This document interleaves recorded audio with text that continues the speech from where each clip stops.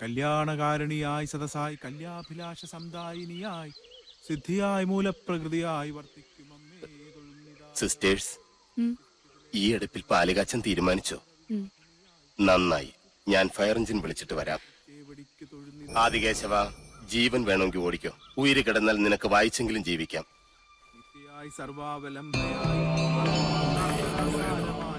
തുളസി, അന്നപതിയായ അഗ്നിയെയും മഹാലക്ഷ്മിയെയും മനസ്സിൽ ധ്യാനിച്ച് നെല്ലൂർ മനയിലെ അഗ്നിശാലയെ ഞാൻ വീണ്ടും ഉണർത്താൻ പോകുന്നു.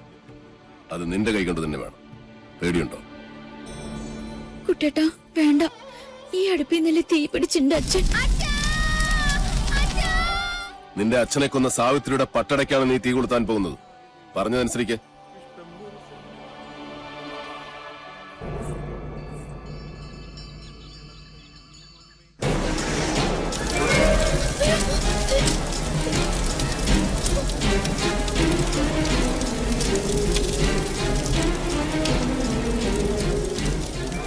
ഏതു തച്ചനും വർജിക്കേണ്ട വായു കോണിലാണ് ഈ വീടിന്റെ അടുക്കള.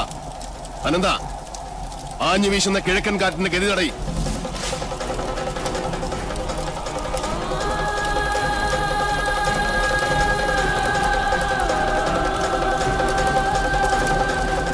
എവിടെ കാട്ടുതീ പോലെ ആളിപ്പടരുന്ന സാവിത്രിയുടെ പ്രതികാരാഗ്നി?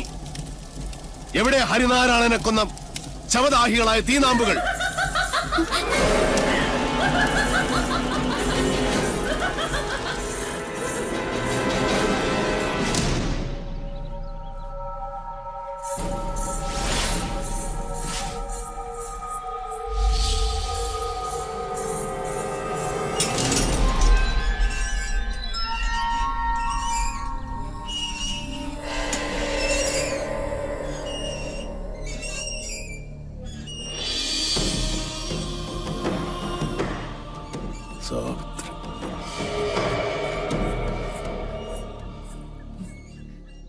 സ്വയരക്ഷയ്ക്കായി എന്തും ചെയ്യാൻ മടിക്കില്ല.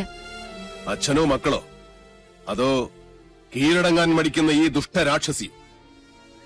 ആരായാലും ഈ പിത്തലാട്ടങ്ങൾ കണ്ട് ഭയപ്പെടുന്നവനല്ല മാധവൻ. അതെ, എല്ലാരും വരിക. അടുപ്പിൽ പാല് തളിച്ചു തൂവി. പൂർവികരുടെ കാലത്ത് നടക്കാതെ പോയ ഗൃഹപ്രവേശം ഇപ്പോഴാ നടന്നത്. ഇപ്പൊ ഇതൊരു വീടായി. അതെ, ഇതൊരു ലക്ഷണമൊത്ത മനുഷ്യാലയമാകാൻ പോകും. നിനക്ക് ഞാൻ തന്ന വാക്ക് പാലിക്കാൻ കുട്ടേട്ടൻ ഒരു അല്പദൂരം കൂടെ സഞ്ചരിച്ചാൽ മതി. പ്രാർത്ഥിക്കുന്നേ, സാവിത്രിയുടെ അന്ത്യം കാണാൻ കാത്തിരിക്കുന്ന നിന്റെ പൂർവികരുടെ ആശീർവാദത്തിന്.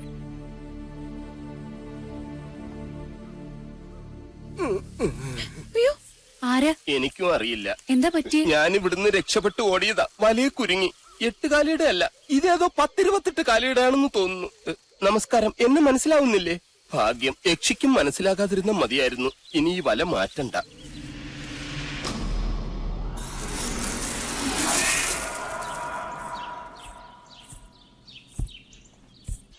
ഇനി ഒരിടം കൂടിയേ ബാക്കിയുള്ളൂ.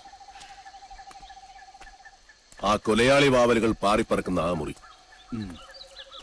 ആ ക്ഷേത്രത്തിൽ ഭുവനേശ്വരിക്ക് മാത്രമല്ല പ്രതിഷ്ഠ. പാലച്ചൂട്ടിൽ താത്രിക്കുമുണ്ട്. അവിടെ വിളക്ക് വെച്ച് തൊഴുതു നിൽക്കുന്നു മറ്റൊരു യക്ഷി. ആരാ? നിന്റെ അടുത്തി തുളസിയുടെ അകത്തുണ്ട്. അവള് മച്ചില് വിളക്ക് വെക്കാൻ ഒരുങ്ങ. എന്ത് വിട്ടിത്താ നീ കാണിച്ചത്? അവളെ ഒറ്റയ്ക്ക് മച്ചിലേക്ക് അയച്ചിട്ട് നീ ഇവിടെ വന്ന് നിൽക്ക.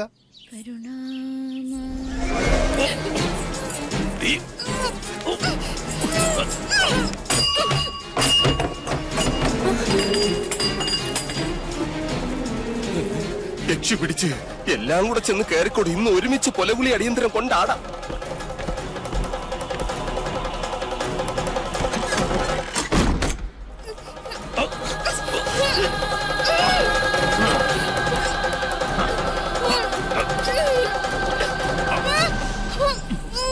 ഇത് ഞാൻ തന്നെ അളിയാ, മണിയങ്കോട്ട് ജയൻ. എന്നെയാണ് നിനക്ക് വേണ്ടതെങ്കിൽ ആ സാധുവിനെ വെറുതെ വിട്. മണിയങ്കോട്ട് ജയ. അല്ലടാ, ആദ്യ ഉഗ്രമൂർത്തിയായ നിന്നെ എനിക്ക് വേണ്ടത്. അത് കഴിഞ്ഞു മതി ഈ പുതിയ നെല്ലൂരമ്മ.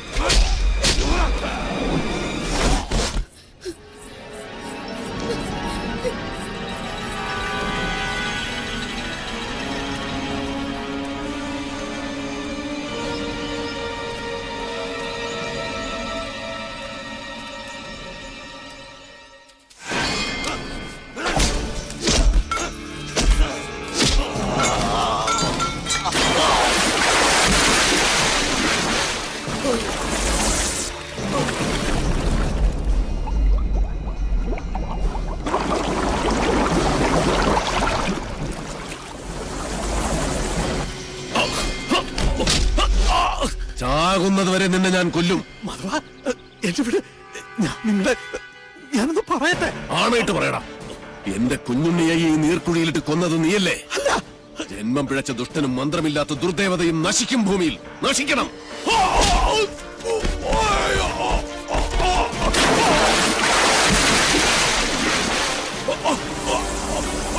നീചൻ നീതിയുടെ ശാസനകൾ അനുസരിച്ചേ പറ്റൂ. നിശ്ചയിക്കപ്പെട്ട മരണമാണ് നിന്റേത്.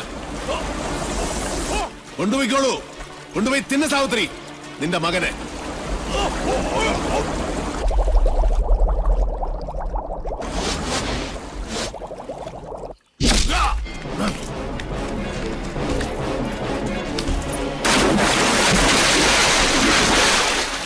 നീ പോ മാധവ. നിന്റെ ശവവും കാത്ത് എന്റെ അച്ഛൻ ചെമ്പ്രപ്പുഴക്കരയിൽ കാത്തു നിൽപ്പുണ്ട്. പോ, മുങ്ങിച്ചാവ്.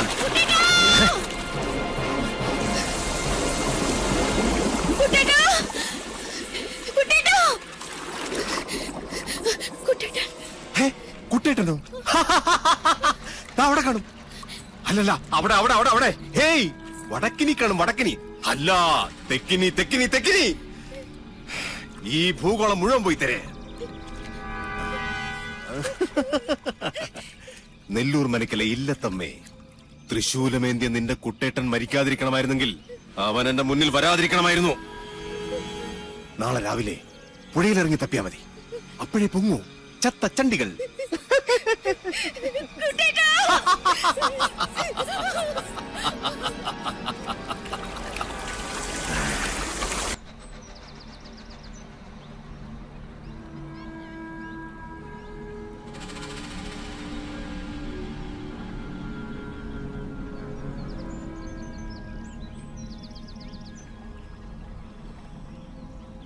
കൊച്ചമ്പ്രാൻ അംഗം ജയിച്ച് ഇപ്പം എത്തും തിരുമേനി. എന്നിട്ട് എവിടെയോ വിജയജ്യോതി? കൈപിഴയ്ക്കാതെ കാര്യം നടന്ന അച്ഛനെ അറിയിക്കാൻ അക്കരെ നിന്ന് ടോർച്ച് തെളിയിക്കാന്ന് പറഞ്ഞാണല്ലോ ഗിരീശൻ. ഇക്കണ്ട നേരമായിട്ട് തെളിഞ്ഞില്ലേ ആ ജ്യോതി? അത് ഇപ്പൊ തെളി കണ്ടോളൂ.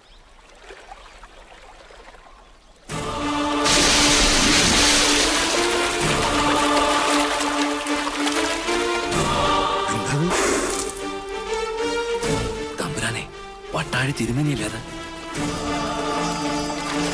ആദ്യമായിട്ടാ നെല്ലൂർ കുളത്തിൽ വീണ ഒരാൾ ജീവനോടെ. തമ്പുരാനെ,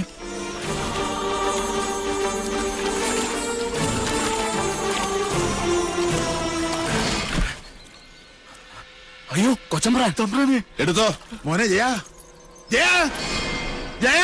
വിളിക്കണ്ട. വിളി കേൾക്കില്ല. മഹാഭാവി, എന്റെ മോനെ നീ എന്ത് ചെയ്തു? എന്റെ കുഞ്ഞുണ്ണിയെ കഴുത്തറുത്ത് കൊന്നതുപോലെ ഈ ദുഷ്ടനെയും കുളത്തിലിട്ട് കഴുത്തറുത്ത് കൊന്നു മണിയൻകൂട്ട് സാവിത്രി. അങ്ങനെ വിശ്വസിക്കും. അതാണ് ശരി. നോണ, നീയാണ് കൊന്നത്. ആ കുറ്റം ഞാൻ ഏൽക്കണമെങ്കിൽ എന്റെ കുഞ്ഞുണ്ണിയെ കൊന്നത് ആരാണെന്ന് കാരണം അവര് പറയണം. സാവിത്രി ചെമ്പ്രയിലെ ആ പഴങ്കഥ ഞാനായിട്ട് തിരുത്തുന്നില്ല.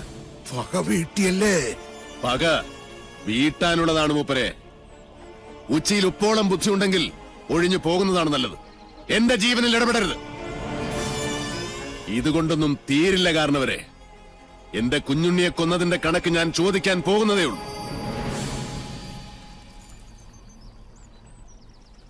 ഒളിയുദ്ധത്തിന് വന്നവരിൽ ഒരാൾ കൂടെ നാളെ പൊങ്ങും. ചൂണ്ടക്കാരൻ വാസു. അപ്പൊ വിഷാരിയോ?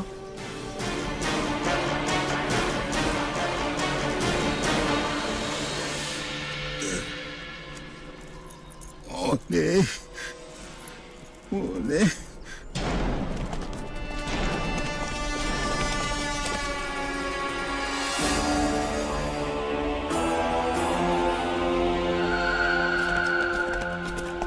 രാത്രി താനോട് ഉണ്ടായിരുന്നു. സർ, എന്തൊക്കെയാണോ തന്റെ ലിമിറ്റിൽ നടക്കുന്നത്? സർ, മണിയൻകുട്ടാര് പറയും പോലെ ഇത് പണ്ടേ അടിച്ച് നാമാവശേഷം കണ്ട കാലം കഴിഞ്ഞു. പക്ഷെ സമ്മതിക്കത്തില്ല. എവിടോ തന്റെ വാസ്തുശില്പി? അകത്തുണ്ട്. സാറേ, ഇവനൊരു മുഷ്കന.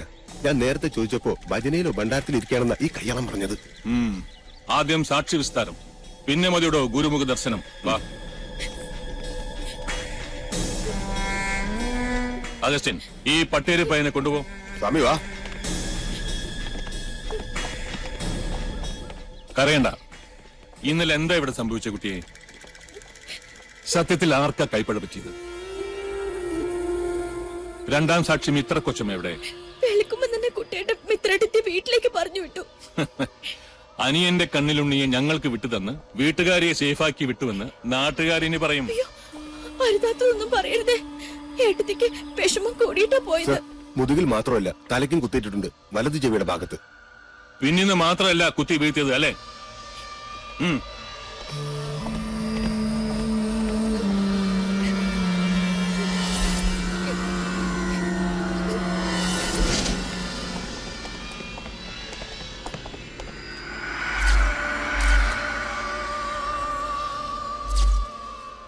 അഗസ്റ്റിൻ, ബോഡി പുറത്തേക്ക് എടുത്തോളൂ. സർ.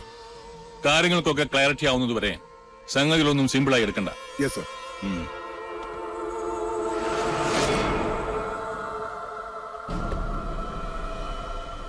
അരുത്. ആ മുറി നിറയെ വവ്വാലുകളും നരിച്ചീരുകളുമാണ്. അതാരും തുറക്കാറില്ല. അനന്ത, SP തടയണ്ട.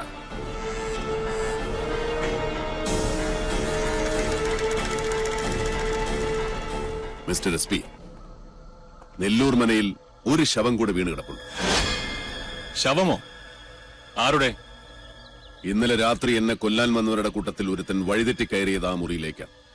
തുറന്നു നോയിക്കോളൂ, അസ്ഥിവഞ്ചനമെങ്കിലും കാണും. അഗസ്റ്റിൻ,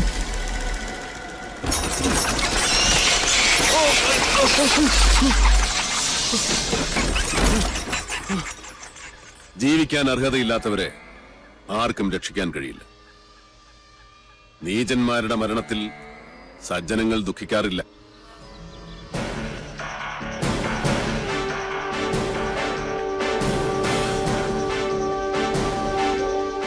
നിൽക്കണം.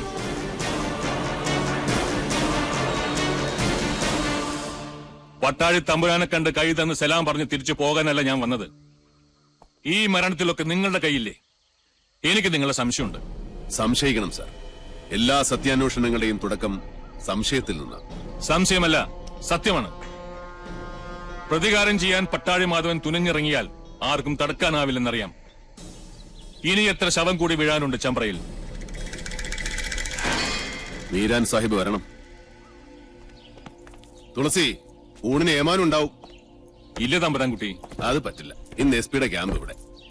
ഇല്ലത്തെ ചോറ് ഞാൻ ഒരുപാട് ഉണ്ടിട്ടുള്ളതാ. പരിചയമില്ലാത്തവരുടെ മുമ്പിൽ വെച്ച് ഞാൻ തമ്പുരാൻകുട്ടിയോട് പരിചയക്കേട് കാണിച്ചു, പോലീസ് കളിച്ചു. തമ്പുരാൻകുട്ടി ക്ഷമിക്ക. ഇതിലൊന്നും ഒരു കാര്യമില്ല. സീസറിനുള്ളത് സീസറിന്, കാഫറിനുള്ളത് കാഫറിന്. കുപ്പായമിട്ടാൽ എല്ലാ മുഖവും ഒരുപോലെ കാണണം, അതാണ് ശരി. ആ കുട്ടിയോട് എന്ത് തരക്കാരെന്ന് അറിയാത്തതുകൊണ്ട് ഞാൻ ഏത് തരക്കാരനാണോ ആ തരക്കാരായി വളരാനാണ് ഞാൻ അവരെ പഠിപ്പിച്ചത്. പിന്നെ SP എന്താ അറിയേണ്ടത്? എല്ലാം വിശദമായി പറഞ്ഞുതരാം.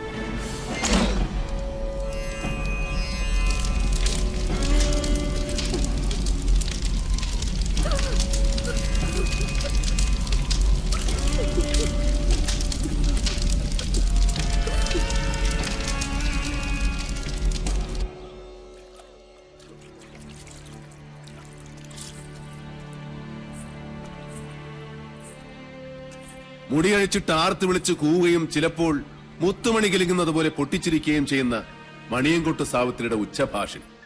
എന്താ അത്? പാവൂരി മഹാറാണയുടെ ശില്പശാസ്ത്രത്തിൽ ഇതിന് പഞ്ചയന്ത്രം എന്ന് പറയും. പഞ്ചഭൂതങ്ങളെ പ്രീതിക്ക് വേണ്ടി ഭവനങ്ങളിൽ സ്ഥാപിക്കേണ്ട യന്ത്രം. ആരുമറിയാതെ യന്ത്രത്തിന്റെ വായിൽ ഉളിയന്നൂർ തച്ചൻ ഒരു ജാലവിദ്യ ഒളിപ്പിച്ചു വെച്ചു. ഒരു പുല്ലാങ്കുഴൽ. രാപ്പകൽ പാലക്കാടൻ കാറ്റ് ഇരമ്പ് വീശും ചെമ്പ്രഭൂമിയിൽ. അപ്പോൾ കുഴൽ കൂകി വിളിച്ചുകൊണ്ടേയിരിക്കും. അതാണ് യക്ഷിഗർജനമായി ഇക്കണ്ട കാലം അത്രയും നെല്ലൂർ മനയിൽ മുഴങ്ങിക്കേട്ടത്. ആ വിദ്യ ഉളിയന്നൂർ കൗടില്യത്തിന്റെ മറ്റൊരു സ്മാരകം. ഉളിയെറിഞ്ഞ് ഞാൻ അരിഞ്ഞു വീഴ്ത്തിയത് സാവിത്രിയുടെ നാവല്ല, തച്ചുശാസ്ത്രത്തിലെ ഒരു അമരധ്വജന്റെ മഹാസിദ്ധിയെയാണ്. തമ്പുരാൻകുട്ടി തന്നെ പറയും, കോടതിയിൽ സബ്മിറ്റ് ചെയ്യേണ്ട കേസ് ഡയറിയിൽ കൊല ചെയ്തത് മണയങ്കോട്ട് പ്രേതമാണെന്ന് എങ്ങനെ എഴുതി വെക്കും ഞാൻ? ആര് വിശ്വസിക്കും? ഈ പൊട്ടക്കുളത്തിൽ മുങ്ങിച്ചെത്തവന്റെ ശവം ചെമ്പറപ്പുഴയിൽ എങ്ങനെയാ പൊങ്ങുക? അസംബന്ധം. അസംഭവ്യമായി ഈ ഭൂമിയിൽ ഒന്നുമില്ല. നെല്ലൂർ മഠം പണിതത് വടക്കൻ തച്ചുശാസ്ത്രത്തിന്റെ കർമാധികാരിയായ ഉളിയന്നൂർ തച്ചനാണ്. ഇതിൽ ആര് വീണാലും അവന്റെ ജഡം പുഴയിലേ പൊങ്ങൂ. ഒരു പോലീസുകാരനും അതിൽ സന്ദേഹം വേണ്ട. എന്നുവെച്ചാ അളവ് തെറ്റിപ്പണിയിച്ച അരക്കില്ലമാണ് നെല്ലൂർ മന.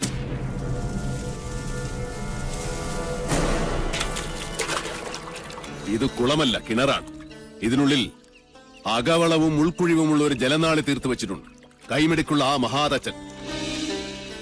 ആ സൂത്രപ്പണി അറിയാതെ ഇവിടെ കാൽ വയ്ക്കുന്നവൻ ആരായാലും ശരി, പതിക്കുന്നത് പടികുഴിയിലേക്കാവും. അന്ന് ഗിരീശൻ ചവിട്ടി വീഴ്ത്തിയപ്പോ ഞാൻ നേരിൽ കണ്ടതാണ് കുളത്തിന്റെ അടിത്തട്ടിലെ വിസ്മയലോകം. കണ്ടാൽ കുളം, ഉള്ളിൽ 140 കോൽ ആഴമുള്ള കിണർ, കുളത്തിന്റെ അടിത്തട്ടിൽ നിന്ന് തുടങ്ങുന്ന ഒരു ജലപാതം, ഏകദേശം 200 മീറ്റർ നീളമുള്ള ഒരു ടണൽ. നെല്ലൂർക്കാരനവരും എന്റെ അച്ഛനും കുഞ്ഞുണ്ണിയും ഈ ടണലിൽ കിടന്നാണ് ശ്വാസം മുട്ടി മരിച്ചത്. കിണറിനുള്ളിലെ വായുമർദ്ദം കാരണം വീഴുന്നവൻ നിലകിട്ടാത്ത ആഴത്തിലേക്ക് ആണ്ടുപോകും. കൊണ്ടുപോകുന്നത് നീർമർദ്ദയും സാവിത്രിയുമൊന്നുമല്ല, സാക്ഷാൽ ഭൂഗുരുത്വം. അരനാഴിക നീളമുള്ള നാളിയുടെ അങ്ങേയറ്റം കെട്ടിയിരിക്കുന്നത് ചെമ്പ്രപ്പുഴയുടെ നെഞ്ചിലും. കുളത്തിൽ വീണവന്റെ ശവം ഏറ്റത്തിൽ ഒഴുകി പിന്നെ പൊങ്ങുന്നത് പുഴയിലായിരിക്കും. എന്താ, പരീക്ഷിച്ചു നോക്കിയാലേ വിശ്വാസം വരുന്നുണ്ടോ മീരാൻ? പണിതവനേക്കാൾ മിടുക്കനല്ലേ അഴിച്ചു പണിതന്റെ ചങ്ങാതി? പ്രൊഫസർ പട്ടാഴി മാധവൻ നമ്പൂതിരി പറഞ്ഞതൊക്കെ എനിക്ക് വിശ്വാസമാണ്.